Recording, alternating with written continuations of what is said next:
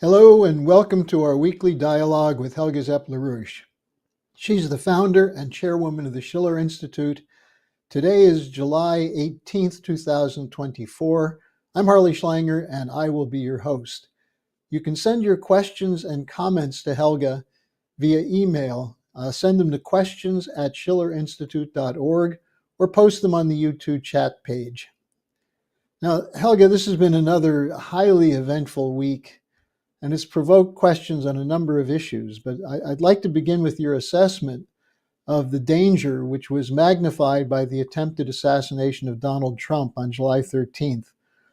Given the commitment made by Western nations at the Nato summit for permanent war, you issued the following call, quote, "We call on elder statesmen, religious leaders, former diplomats and elected officials, retired military and other civilian leaders from all nations to step forward and create a council of reason to explore the potential for a new international security and development architecture which can take into account the interests of every single country on the planet."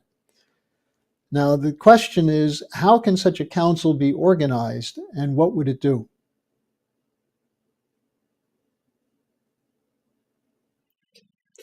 Well, first of all, the almost assassination or the attempt on Trump has, I think, demonstrated to anybody who wants to see on what an extremely thin thread world peace hangs. If the bullet which was aimed at Trump would have hit him, it's everybody's guess what would happen inside the United States. The polarization which already exists would have been increased. I don't know if it would have gone to a civil war. Many people have said that, others deny that. In any case, it would have for sure thrown the United States into an incredible political crisis.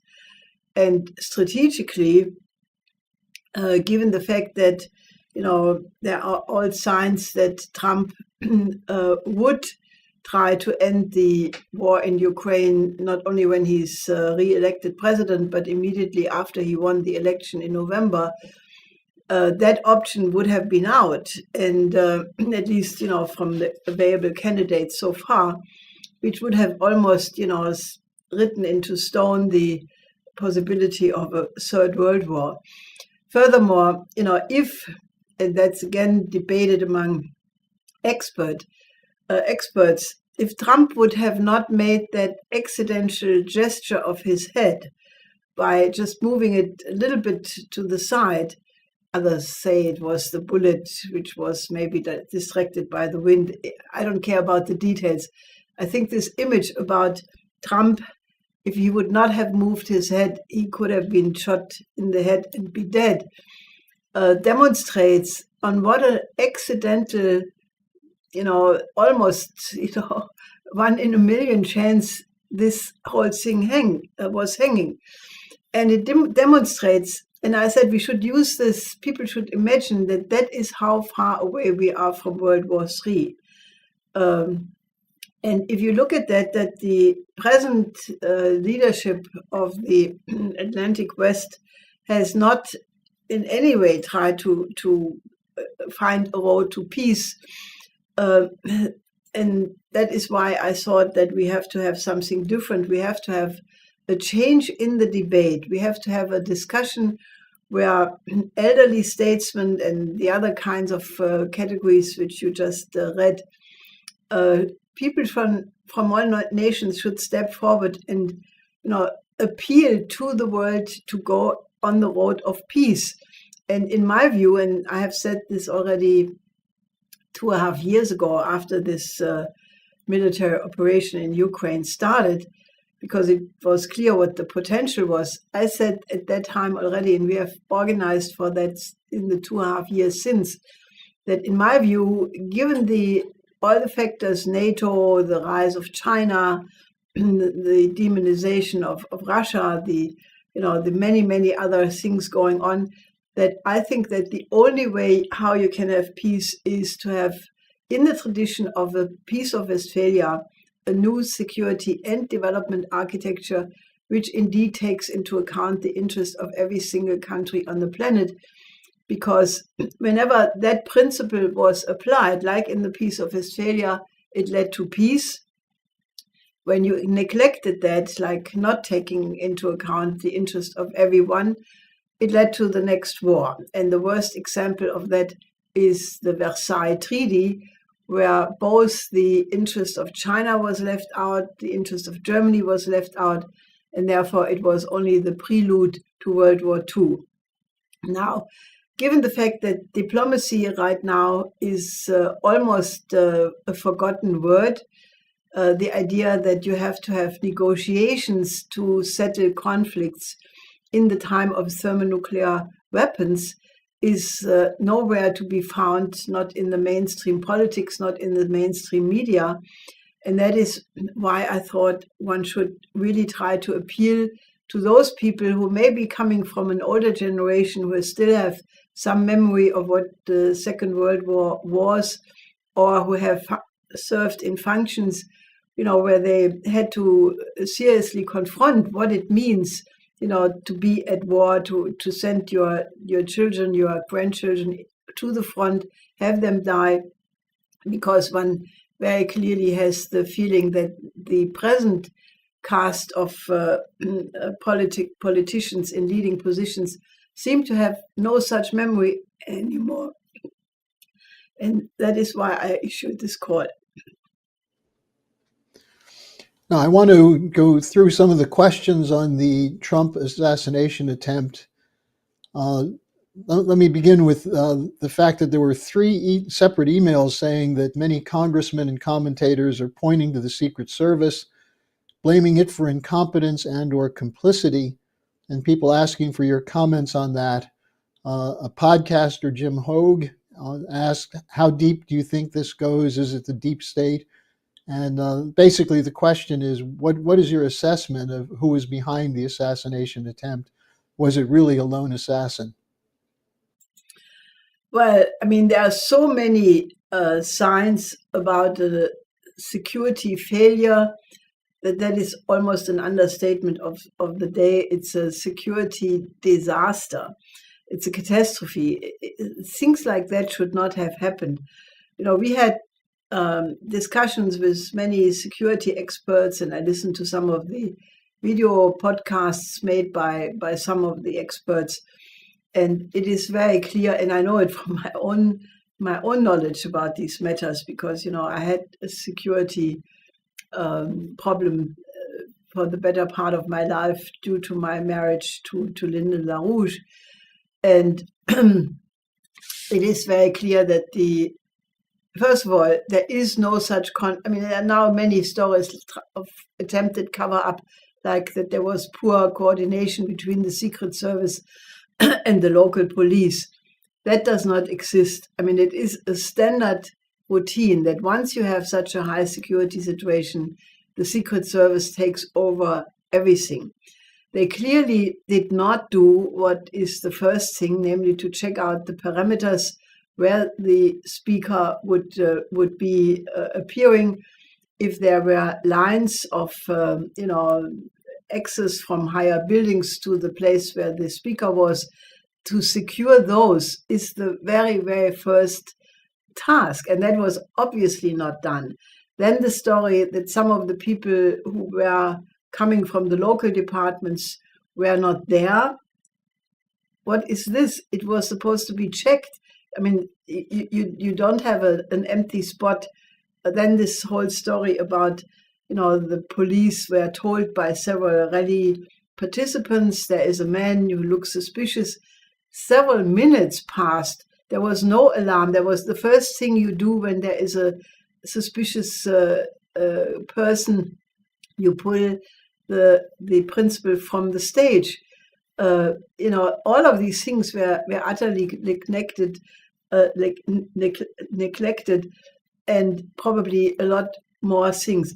These things are so massive and so incredible. Now they come up with this story about that Iran supposedly was plotting an assassination attempt against Trump. Now, I mean, that looks like a very late cover story. I think that the only hope to get to the bottom of this is that Trump himself will make sure that the investigation this time is not leading to a cover-up. You know, the Kennedy assassination was a cover-up in all the other assassinations as well. And one can only hope that Trump learned the lesson, because, you know, he, who was very critical of lots of these things in his first term, for some strange reason did not open or have opened the Russia file, the Russiagate file, which was, you know, haunting his first term for years. And he could have ordered that all of these files be published. He didn't do it. I still don't understand why he didn't do it, because that would have revealed who was going after him and who was trying to get him. In the same way, he did not make the final step to release the John F. Kennedy files, which again would have released a lot about, you know, the circumstances, the cover-up of likely cover-up, very almost certain cover-up of the Warren Commission and all of these things. So I can only say that, you know, if the people who vote for Trump to be president want to make sure that his second presidency, if he gets safe into November, I mean, that's a whole other extremely dangerous period.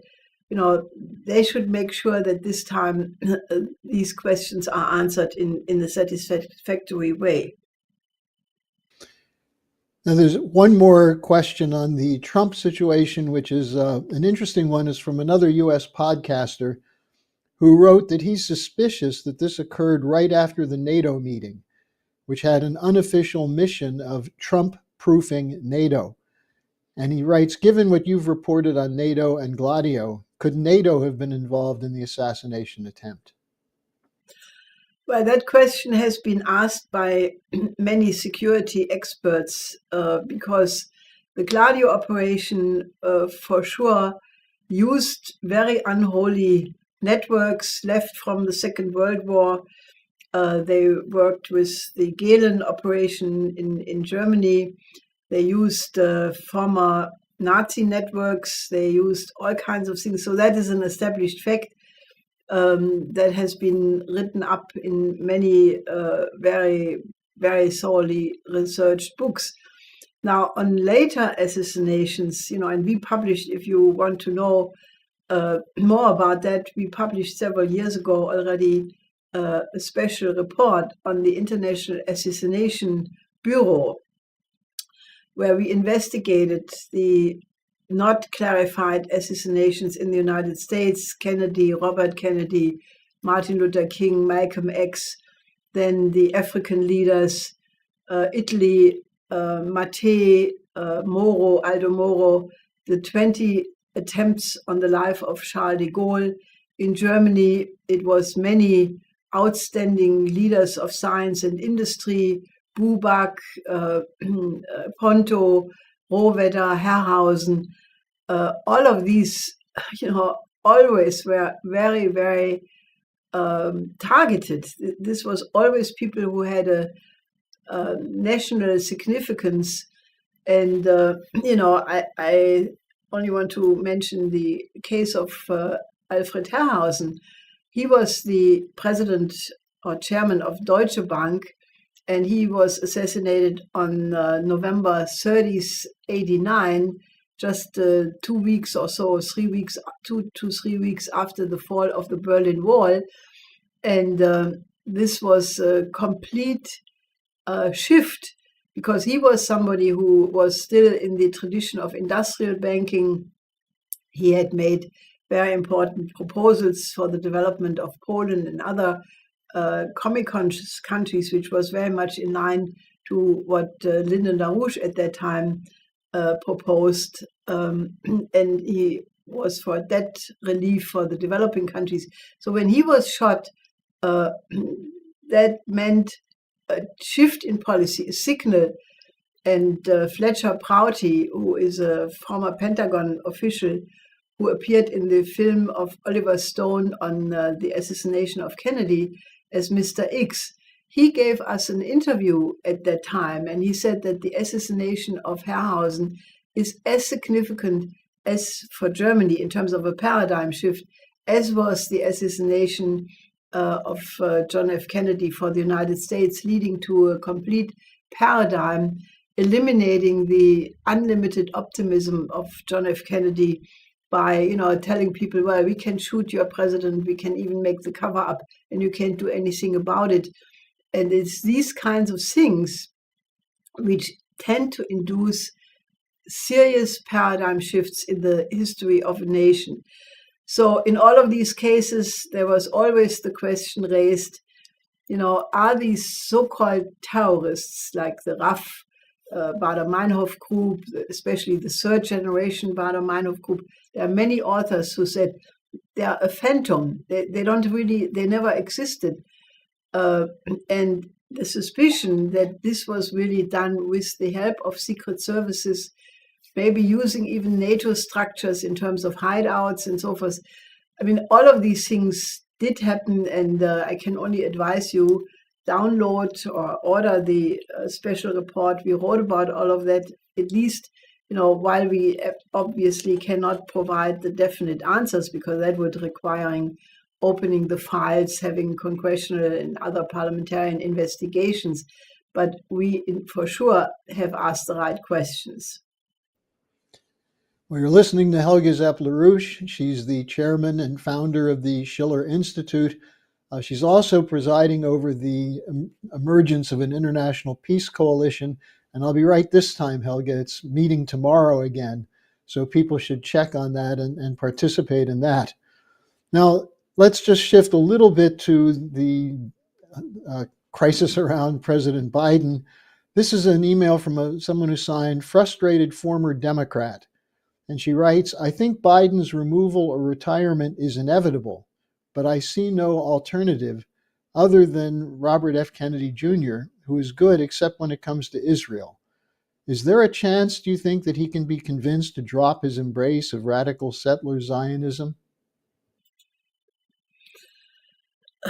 If I would know why Robert Kennedy Jr. is promoting that, I would know the answer more certain. It may have to do with funding. It may have to do with, that people think they need certain donors, and in any case, I think Kennedy has made some very important points. I think he means seriously, especially when he talks about the peace speech of his uncle. I think he has a vision going in this direction. But, I think we are in such a crisis that I don't think even a president of the United States will be able to remedy the full dimension of this crisis. I think what we need is sort of a second American Revolution. What I mean by that is not some violent thing. I'm an absolute advocate of nonviolence. But what I mean by that is the founding fathers were all, and I'm sure that there were many founding mothers among them as well who played leading roles. I think they were all extremely educated, passionate, well prepared for the job of creating a new republic. And I think that is the biggest problem we have today, that people have become so small, or many people have become so small. They let themselves be distracted. Germany had just the European Championship for soccer, and for 4 weeks you could see these stadiums full of adults yelling and screaming and going into fits and states over how the game would go, or their favorite or not so favorite crew would do.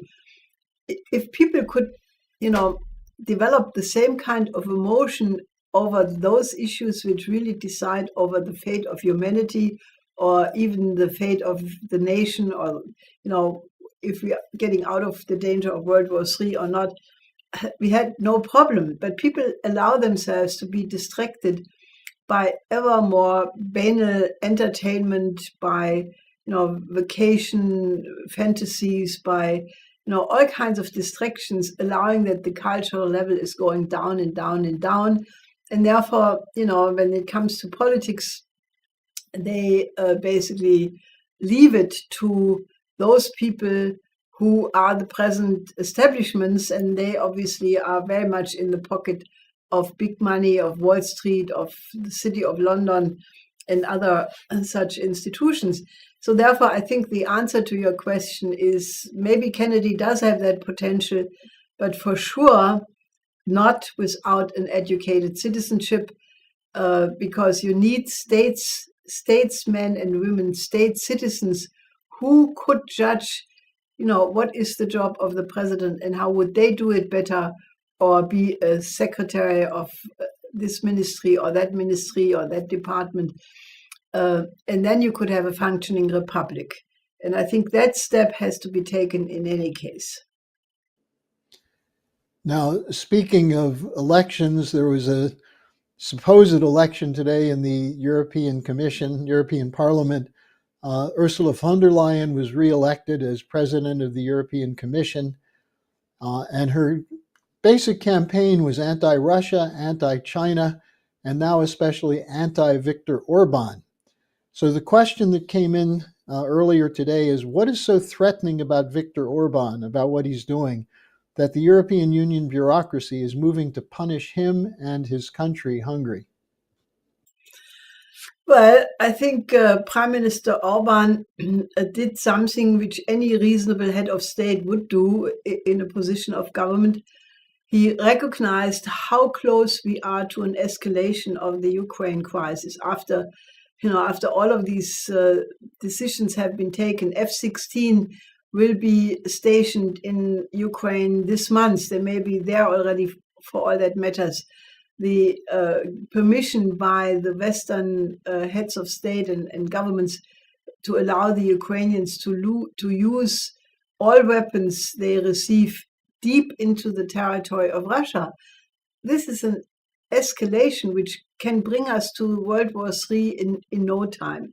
So Orban, who is naturally on the border with Ukraine, with Hungary, there's a large Ukrainian part of the population living in Ukraine. He, is very much concerned about all of this. So he does the only reasonable thing. He, in the first day, he became the chair of the present EU presidency of the EU. On the 2nd of July, he was in Kiev talking to Zelensky. 2 days or so, he was in Moscow talking to Putin. Another 2 days later in Beijing. And then he flew talking to Xi Jinping. Then he immediately flew to Washington to participate in the Nato summit, and from there to Mar-a-Lago to talk to Trump. Now, okay, he didn't have a so-called mandate from the EU, but that was not the crime. The crime was that he is promoting and pursuing a peace option. He talked to the Chinese and he said, the Chinese have made a 12-point peace proposal already more than a year ago. In the meantime, they discussed it with Lula from Brazil, and this Brazilian-Chinese peace option has been revived and is on the table. They did various diplomatic interventions as well. And that is not what is allowed, because if you look at the policy of the EU and NATO, naturally, for that matter, or the United States or the British, they have at no point for 2.5 years pursued the option of settling the Ukraine crisis with peace instead of war. And when between Zelensky and Putin, with the mediation of Erdogan from Turkey and some other people in March 22, there was already a written agreement between Putin and Zelensky to have a compromise, which could have ended the war then in March 22. It's almost 2.5 years ago. a few weeks after it broke out. What happened? Boris Johnson, who was at that time the Prime Minister of Great Britain, flew into Kiev and in April, confronted Zelensky and said, "Don't sign any of this. Keep fighting. We will back you up all the way." And they convinced Zelensky to do exactly that. And that is why an enormous number of Ukrainians have been killed since the country is completely destroyed. Naturally, many Russians have been killed as well, but many, many more Ukrainians. So Ukraine has been the victim of this geopolitical confrontation by the West, by NATO against Russia. And, peace from the side of the West was at no point an option. So there are many statements, Baerbock, this unspeakable foreign minister, she said, "We have to ruin Russia." That was the line coming from the White House even before February 22. There's this famous statement by two White House officials who said that the whole point was to prevent Russia from having ever access to advanced technologies, to reduce it to a raw material exporting country. And naturally, that didn't function so well.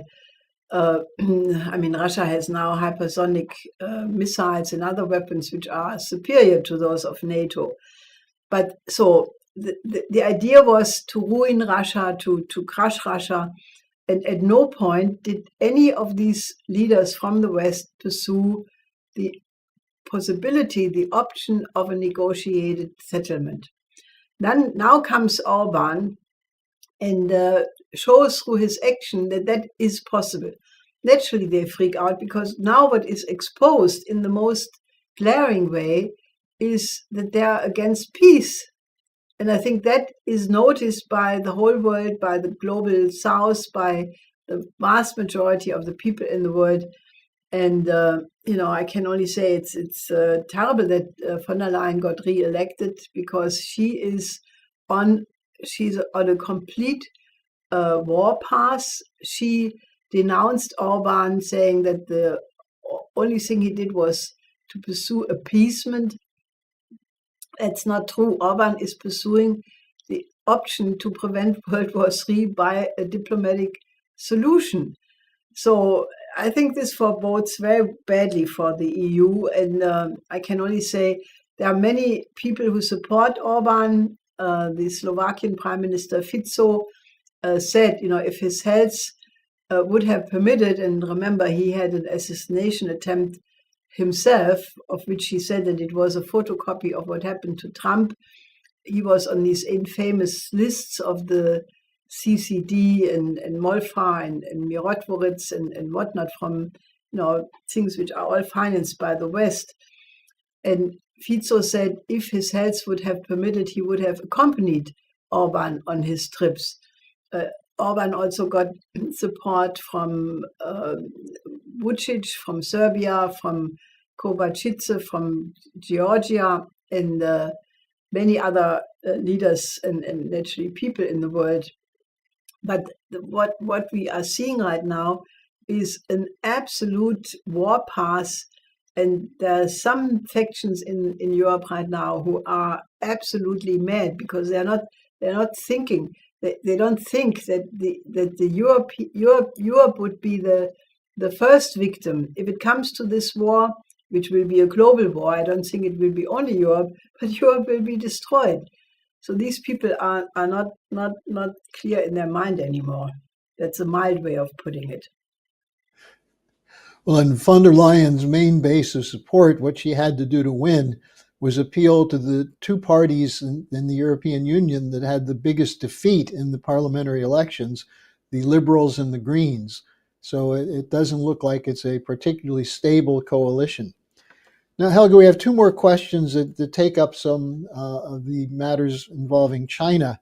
A graduate student from Brown University sent in an email asking, why is Xi Jinping not more aggressively pushing China's peace proposal for ending the Ukraine war?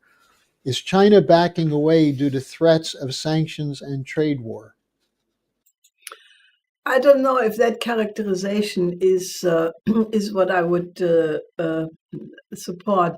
I think China is doing a lot. I think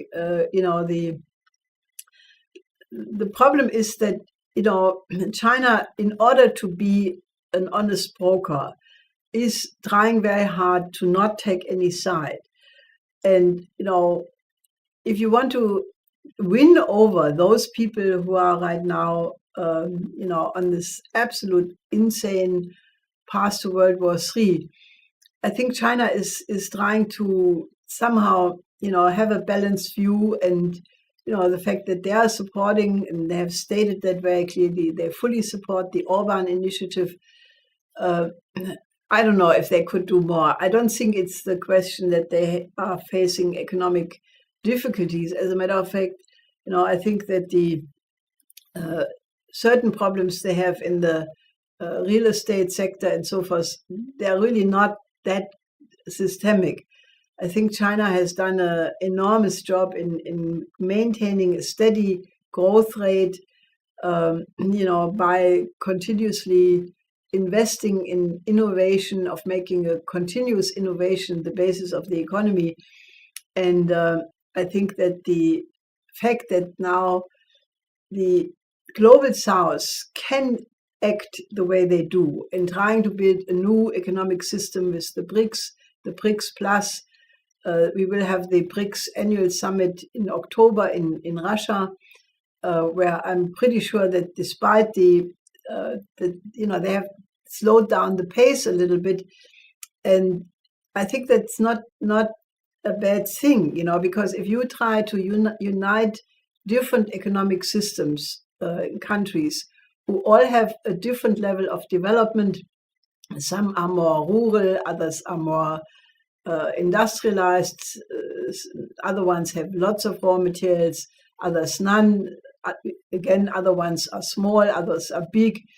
Many have large populations, others not. So you have very different economic parameter in trying to develop a new system. And if you are doing it too fast, and if you are doing it too pushy, you get a bad result, like the euro. The euro tried to put different countries with different economic parameters into one politically forced through currency, but it's not a happy outcome. If you talk to the people in Greece, for example, they still are absolutely suffering from the brutal debt conditionalities which were imposed on them. So I think it's more a realistic process of trying to do it right, rather than economic difficulties. And I'm pretty sure that they will announce in Kazan in October some new members. And I think that the effort to have own currencies, to have trade among themselves in their national currency, all of that is proceeding. And I would not answer what your question implied, that they are doing that for not reasonable reasons.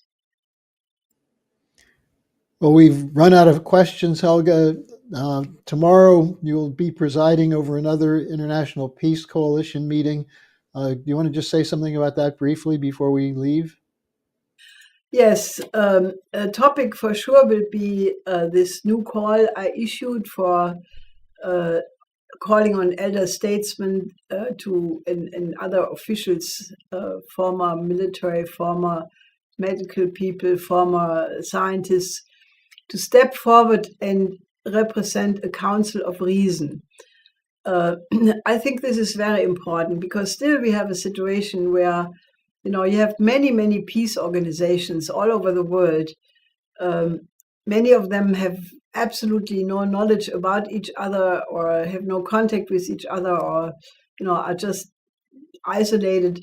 And I think that you need somehow, and I would really hope that some extraordinary people would come together, and just the fact that such a process is occurring will hopefully convince, because it's not just my assessment is that you have in many countries in the West right now, these bellicose war factions.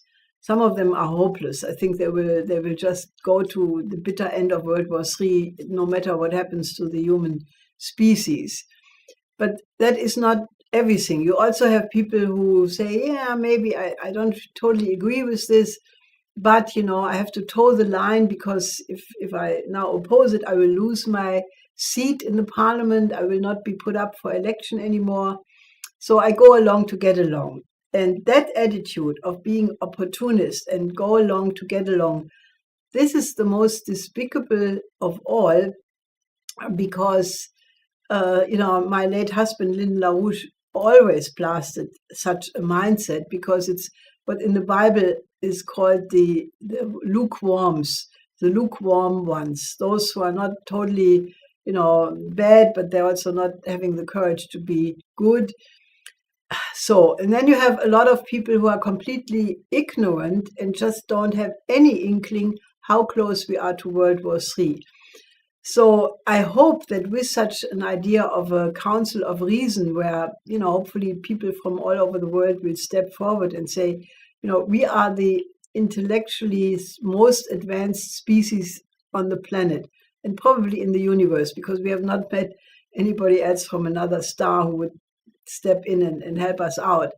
So we are the species gifted with reason. And if we do not show the capability to prevent our own self-extinction, then, we are just not morally fit to survive.